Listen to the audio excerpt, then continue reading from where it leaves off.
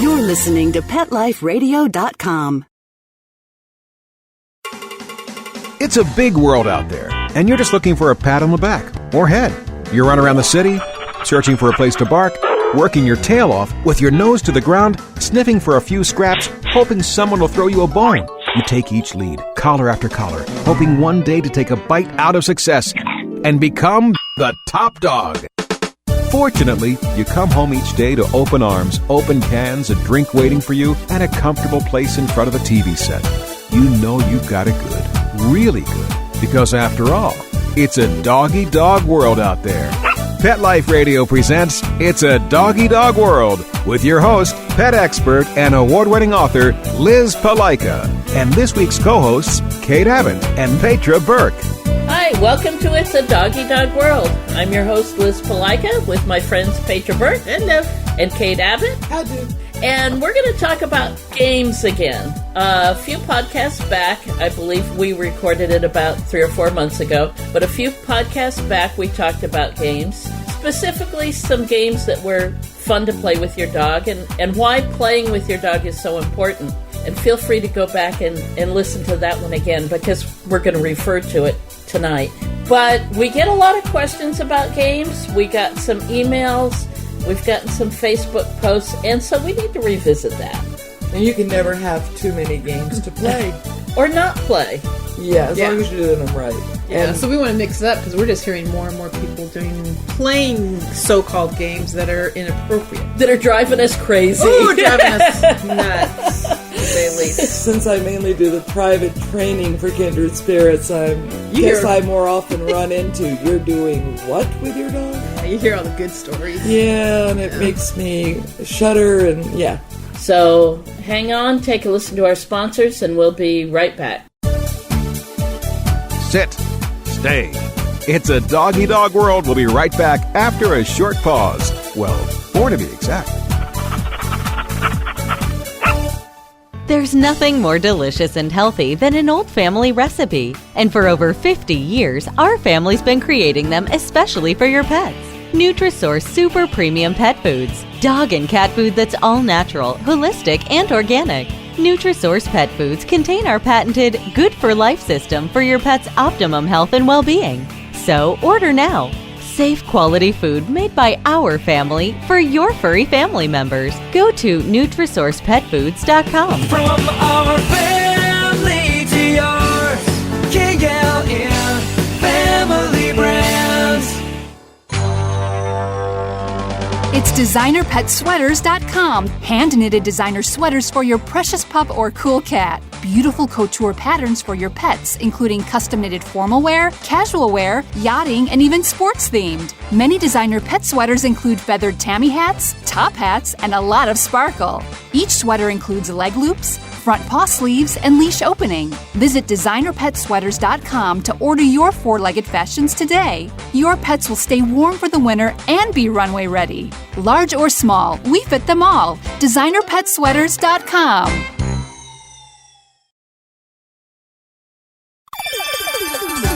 Let's talk pets on PetLifeRadio.com.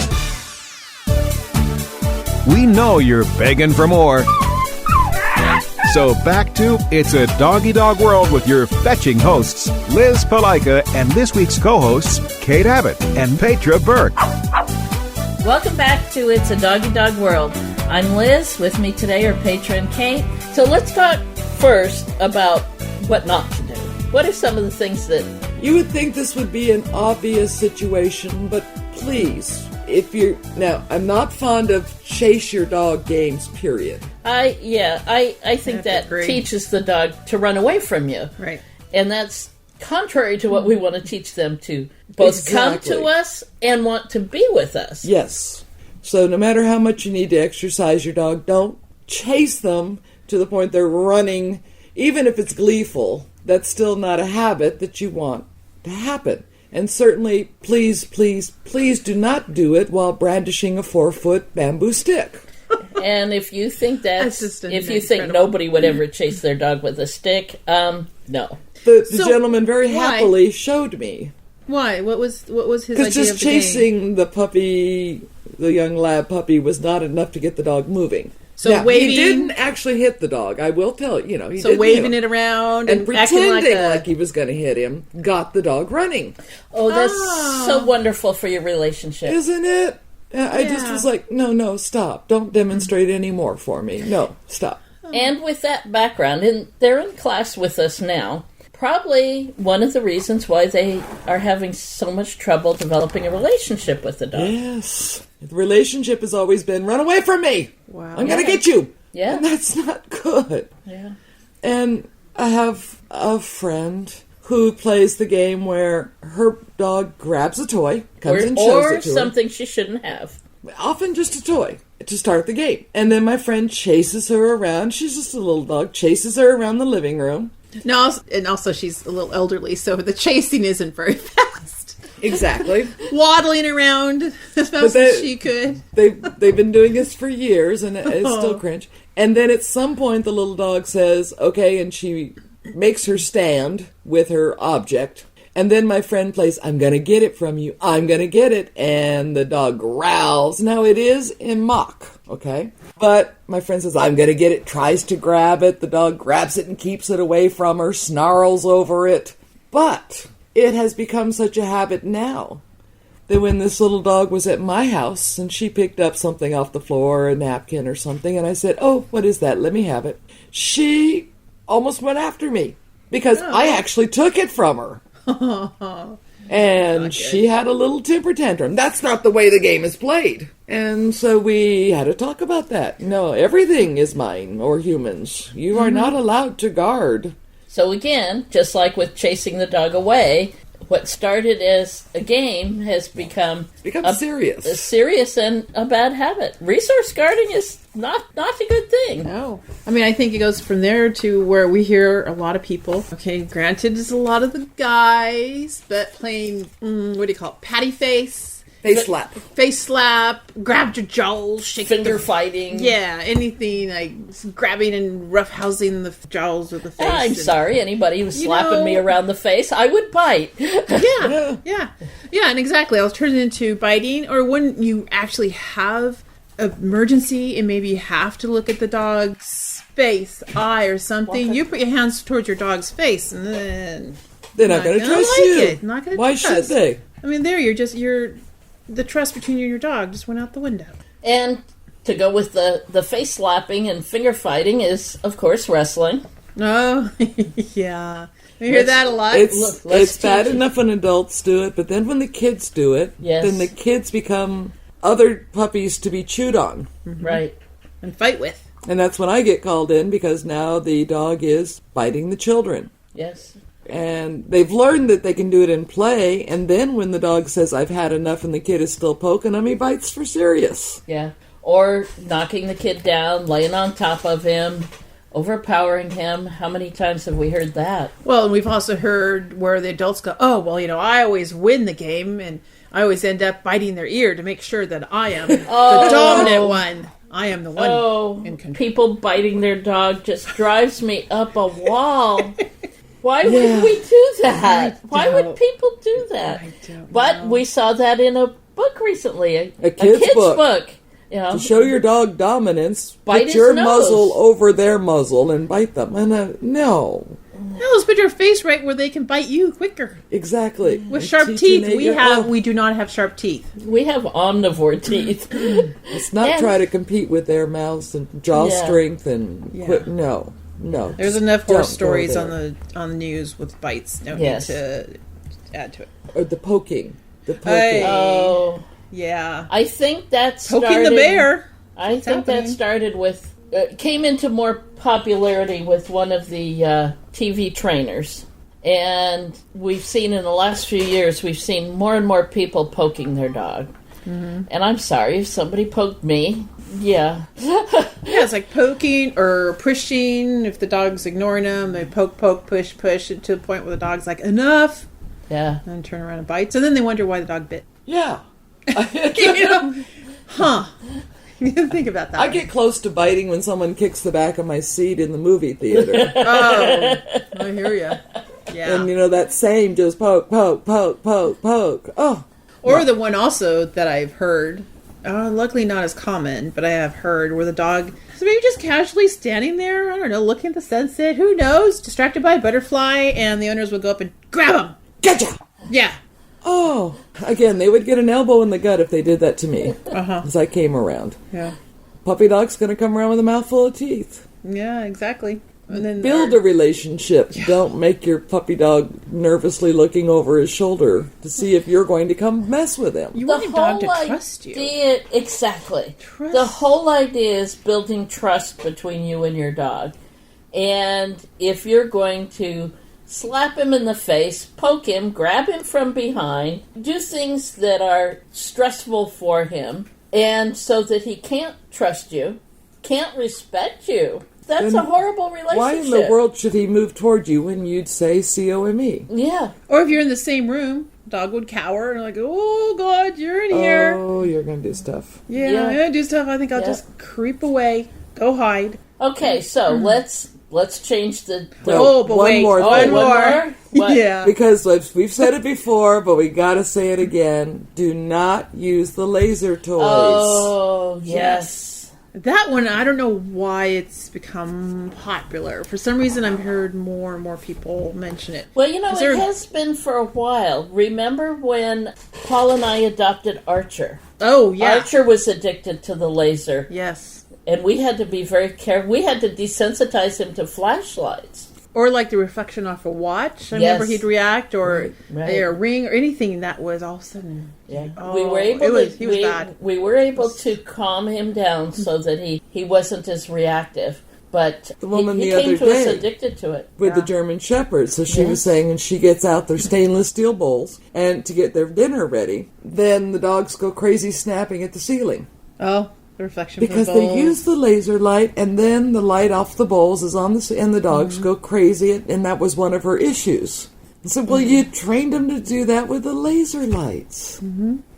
So think about it. If somebody is always dangling an shiny ephemeral things. Something out of just all wait, there's chase for a dog with a strong prey drive and no resolution.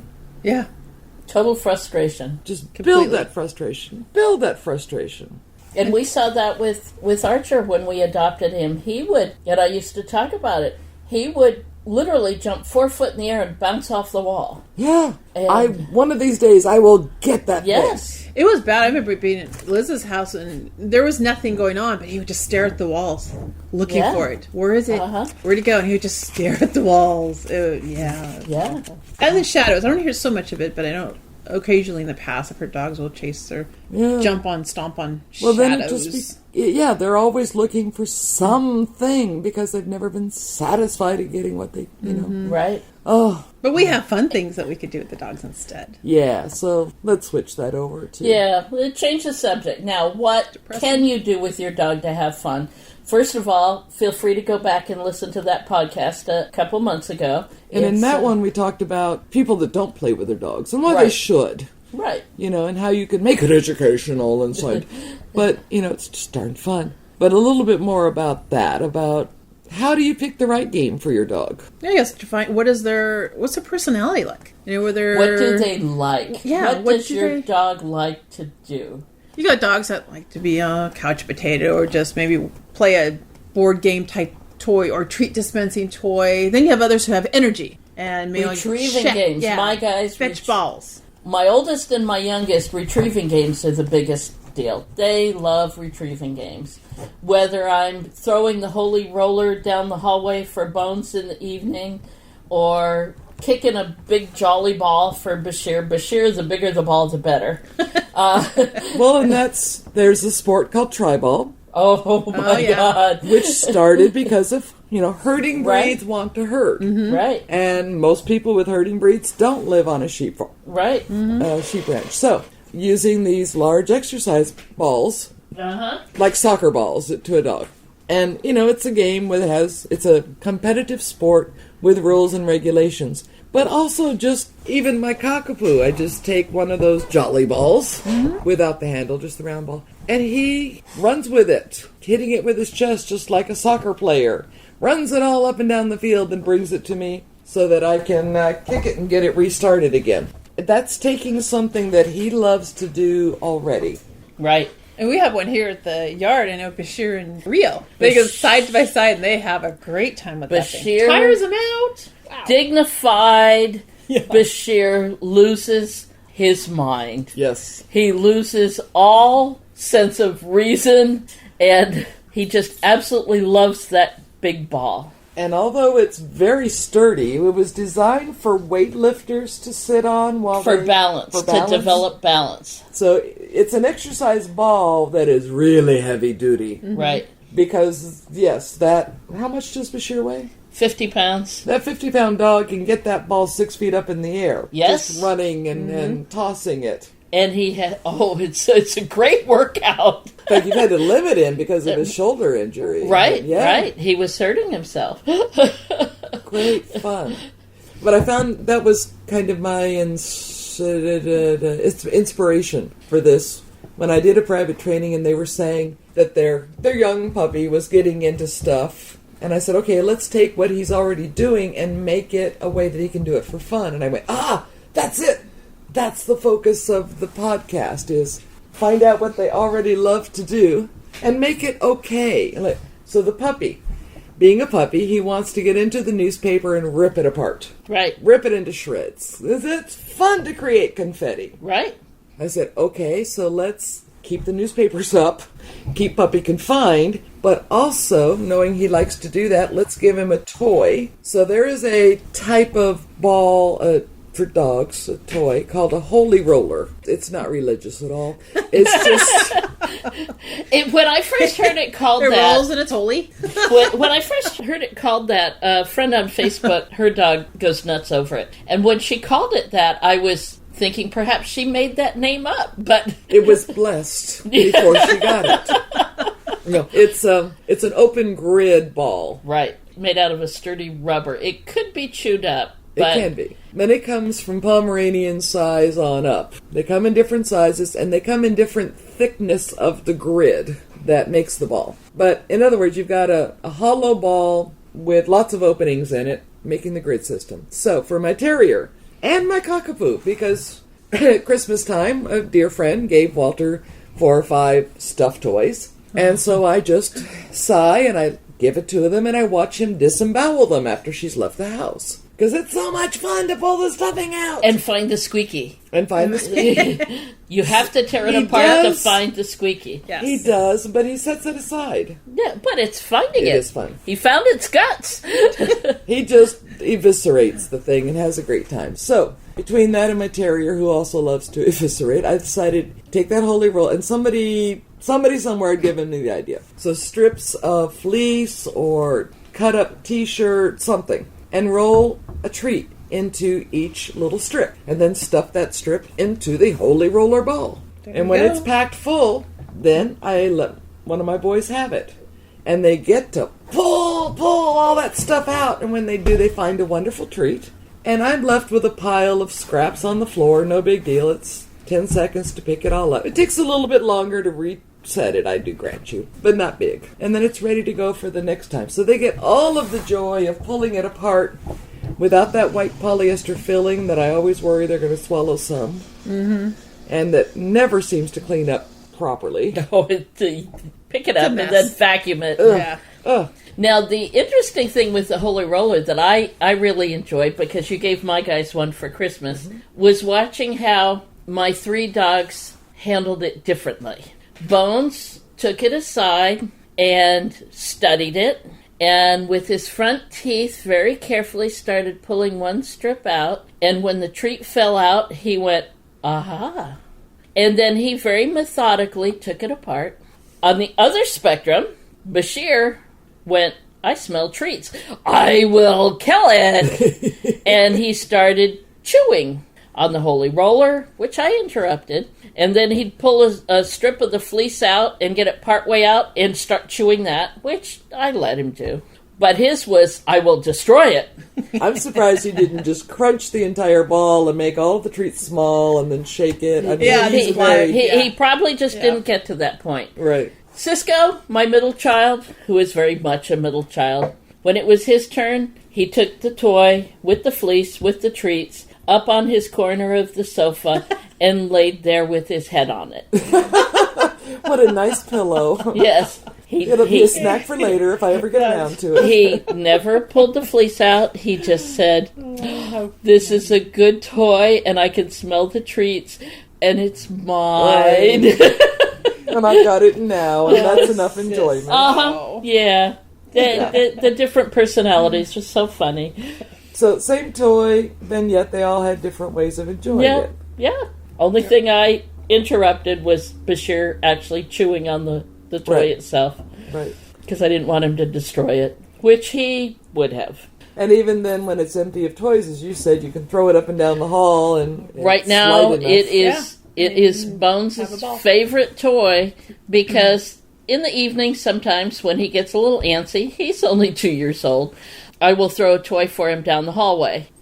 Rough place not allowed, but down the hallway is okay. And that is nice because if I don't pay attention to where I'm throwing and I just toss it, it won't break anything. And we play throw with the chuck it and the tennis ball. Yes. It's nice because luckily I have enough room at the house that I could chuck that sucker way out there, and that's a good run. So I got 2 of the dogs that love three. So they get to chase something, but then they get to catch it. Yes. And then they bring it back to you so that you will start the game again. Exactly. So Fetch is a wonderful... There's a reason that Fetch has been played for decades with dogs. Oh, yeah. Mm-hmm. But make sure you are teaching them to bring the ball back. So it's not... And not to play give keep it away. to you. Yeah. Give it to you and not play keep away with it when it comes back.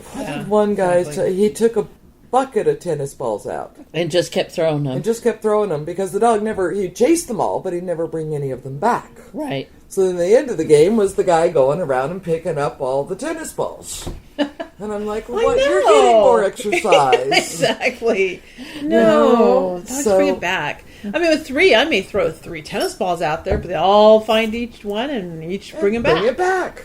Yeah. So I don't have And to go then hunting you're them part down. of the game too. He could have plugged in an automatic ball dispenser for the amount of bonding he was doing with the dog. And you cheer them on and get them excited. And it's like, okay, who can run faster back? You know, then they're running their hearts out and all that. So again, finding what they love. If they love to chase, fetch, the flirt pole, of course. I love the flirt pole. Wonderful. Because you can control the toy. Mm-hmm. And You know, one we haven't talked about, but Melissa's dog Toby. Swimming. Yes. Swimming, dock diving. Of course, that dog will try to swim in a foot bath. A 1 gallon bucket if Yeah. he can get himself in. Yeah, there's some extremes. But if you have the They love ability to get to take your dog swimming, ocean or a swimming pool or a pond or a lake, that is wonderful exercise. Yes. Now, I don't have... I mean, that's the prime therapeutic physical rehab exercise. Yeah. right. For Dogs all and animals. people and horses. Horses, yeah. yeah. I don't have a dog that likes water that much, but I know a lot of dogs do. And then if you've got a breed that can't swim, as my Pekingese tried so desperately for so many years, get him a life jacket. Oh, sure. Well, it's not a bad idea anyway. Right. I mean, if a dog gets too tired. But, and there's some... Certainly if you're boating. Yeah, I was going to say, especially if you're a boater, you bring your dog Yeah. with you, I'd definitely put a life jacket on. But even in the ocean, we've got some good rip currents around here in San Diego, and I've got caught in them before. I would, Oh, yeah. It'd be It's nice to have scary. a dog in it. Yeah. Yep. But So what else? What other games? Well, if you've got a dog that likes to use her nose, then we've got Nose work or Nose work? scenting games. Find It. like with all games, you can play it for fun, or you can take it up to a competitive level.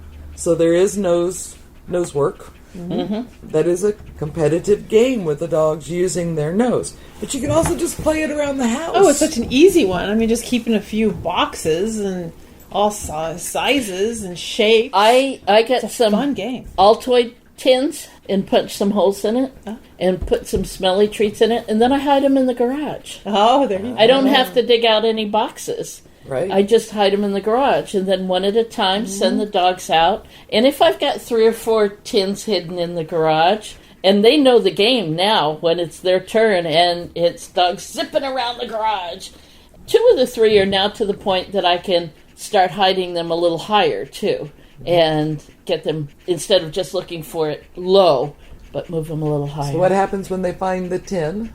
They have to sit and look at it and tell me that they found it, and then they get a treat. So that, we're still working on the sitting. Right. Yeah. So that's their tell. That's their tell, right. So and that came from search and rescue training years ago. To start, I mean, I was doing this with the puppy the other day, trying to find games that they could play with this puppy. I showed him a treat, and of course he was, oh, yeah, and I just tossed it 2 feet and told him to find it. And it was real hard, right? Because he saw it fall. But I told him to do that for a couple of days. And then one time while he's going after that treat, toss one the other direction so he doesn't see it. But then tell him find it and lead him over there. So at the beginning, as soon as the dog finds the odor, they self-reward. Right. Exactly. That's put some treats in a box and have some empty boxes and let them find it in the box. Let them watch you put it in the box so they know. Yeah. So that's your part of it that way, and you release them. They get to practice a sit-wait while they watch you load. And then you get to release them, and then they self-reward. And as that goes on, then, yes, they don't get the reward until you come over. Right, right. And we have to figure out a communication between the two of us, how to let me know that they found it. Right. Now, I know where the stuff is hidden, but I want there to be some kind of a communication saying, Mom, there, it's right there. Right. Now, my dogs and I are not going to be competitive in nose work. I have no desire to go for titles. But I'm all about that communication and them telling me, showing me, Mom, I found it. It's right there. I can't reach it. It's on the shelf, but it's right there. And that's where I get all misty-eyed because, I mean, I love the games. But the reason I love them is for the bonding and teaching. The working together. And that's one reason why I have the breeds that I've had. I've had German Shepherds, I've had a Doberman, I've had Australian Shepherds, I have an English Shepherd. These were all breeds that were bred to work with us. I like the idea of us being a team. And but I played these games with the Pekingese. I mean, sure. You know, and exactly. It builds the relationship in a fun for the human, fun for the dog. And you can increase the difficulty as time goes on. So you're both having more fun. Right. Well, you're having fun, you're laughing, you're enjoying yourself. I mean, the dogs, they're smiling and having a good time. Well, and me, I'll have one out in the garage with me, and the other two are in the house going, oh, it's my turn! Why can't I do it? Yup. And you know what? If we do 2 rounds, then the dogs are ready to take a nap. And if I have some work I need to get done, they're ready to take a nap because that's also brain, that's work in the brain. A tired dog is a better behaved dog. Yep. Exactly. And then using the nose. Okay, so here's another find it game. Instead of an object, I tell my dog sit, wait. And I go into another room and I may just stand behind the open door. Oh, hide and seek. I love hide and seek. Floor, and then I say, okay, find me. Yeah. And they come running in. I do the same thing. A lot of times when I come home and my aunt's home, because all the time, and I'll just sneak in and go hide somewhere, and then they'll go, oh, find your mom. Where's your mom? And I laugh because you're just going everywhere. And those little noses, there's like 6 of them. You hear this, sniff. And then when they find me, it's like, oh my gosh. It was just a reward right there. And isn't it fun? So much better? Their joy at coming to you and finding you as opposed to the joy of running away from you. Yeah. Right? Chasing them. Right? What do you want in the long run? I want the dog to chase me down. He loves and kisses, and they're so happy to see you. And it's amazing if you stand behind like a slightly ajar door and you watch him through the crack. Oh, yeah. Usually the first paths for Walter, he is so, where is she? Just dashing. He's just using his eyes. Right. Yeah. And I can see him dash, and then he has to settle down and use his nose. Yeah, exactly. And you can watch them scenting. You can see these scents, and he's zeroing in on the target. That's so much fun. And of course, you have to not titter and laugh and giggle. And try to breathe quietly. So that's so much fun. Right. Yeah. So much fun. But they get to practice self-control to wait until you call. And then the joy they have of getting you. Mm-hmm. I mean, it's nice that even if I'm out in the yard somewhere, Rosie will send the dogs, okay, go find Mom. Right. And I'll be wherever I am, far in the property, just watching, and all of a sudden you see them all dashing out. And yeah, exactly. Watch their eyes. Looking first. okay, I don't see her. And then all of a sudden, the nose to the ground. And like, oh, wait, she was here. And then you just start scenting and finding my trail. You know, even if you stand it very, very still out in the open, it takes them a while. Because without movement, they're not going to focus. Trick it. Yeah. I like it, too. We take the RV out, or we've gone camping. When we were in the mountains of Arizona, walking in the big trees, the dogs would be running, playing, and then checking back. Yes. I love that. Yes. I love it when they come check back. And we praise them. Yeah, and we We're praise them. Tell them. Wonderful. Yeah, exactly. So they're actually getting a double run because they're running out, they're running back. They're running in, Exactly. they're running back. Which, by the way, is another fun. Instead of playing chase your dog, if you've got somebody else with you, take turns calling the dog between you. Good exercise, too. Yes. And everybody have a pocket full of treats. And they get to run. And if you run away from them so they chase you down, you let them catch you. Yes. Much better than trying to Even if there's chase them. even if there's more than two, do a triangle Oh, yeah. or a square Oh, shape, that and then family I really had of get them 6 going. that were... Yeah. Okay, so whoever is not calling has to, stand still or at least not And call be the dog. quiet. Not saying Can't have anything. 2 or 3 calling. And the Yeah. dog needs to be able to come to more than just one person. Exactly. With the 3 of us, when we travel together, my dogs will listen to Kate or to Petra. Yours will listen to me. Exactly. It's so important that they listen to more than just one person. Yep. Yes. All right. about digging? What other games? Dogs that like to dig. Oh, yes. Bashir. Bashir will dig on command and dig holes where I point deep enough for me to plant trees. Both of my Rotties loved to dig, and it was so much fun for them that I just took a section of the yard that I did not care behind a hedge and made that her digging game area. So how did I encourage her to dig there? I loosened up the soil, made it nice, light and frothy, and I put buried treasure. So I caught her digging someplace else. I'd interrupt her, say, knock that off, take her over to her game area, and say, dig there, dig, dig, dig. Oh, she'd go at it like a steam shovel, get doubly rewarded, both by me and by finding stuff. Exactly. Bashir just likes to dig. Yeah. Well, in the encouragement, me telling him, how awesome he is, he just likes to make the dirt fly. Right. One time here at the Kindred Spirits training yard, our landlord had dumped a couple big piles, dump truck loads of fill dirt. He was going to level an We're area. talking 8 feet high. 8 feet high piles of dirt. And we sent the dogs up there and just told them to find it. Something was there. Dig. Oh, they had the best time. Covered with dirt flying through the air, but they just had the best time. And it is...